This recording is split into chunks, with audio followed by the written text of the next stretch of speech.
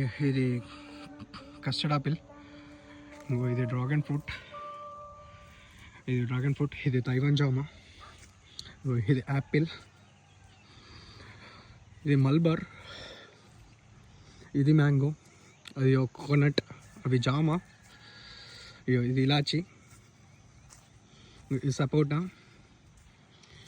ఇది అవకాడో, ఇంకా మామిడి చెట్లు ఉన్నాయి, ఇది నిమ్మ, ఇది వాటర్ ఆపిల్, ఇది ఉంది చూసారండి, ఇది వాటర్ ఆపిల్, ఇది నిమ్మ, ఇది మొసంబి, సంత్రా. ఇలా నేను ఫ్రూట్స్ ట్రీస్ ఎందుకు పెట్టానంటే అంతా మార్కెట్లో ఫెర్టిలైజర్ పెట్టేసి ఏదో మందు పెట్టేసి మక్కేస్తున్నారు. అవి ఎంత ఎల్లోగా ఉంటాయి చూడండి మీరు ఒకసారి. మార్కెట్లో మొత్తం కెమికల్ వస్తున్నాయి. మ్యాక్సిమం మందు పెట్టేసి మక్కేసి ఏదో తొందరగా కావడానికి చేస్తారు.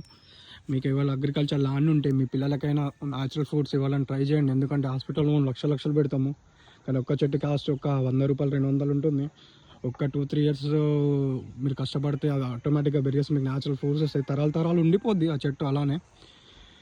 ఒక్కళ్ళ కోసం మీరు ప్లాన్ చేస్తే మీ ఫ్యూచర్ మొత్తం హ్యాపీగా న్యాచురల్ ఫ్రూట్స్ తినడానికి ఉంటుంది.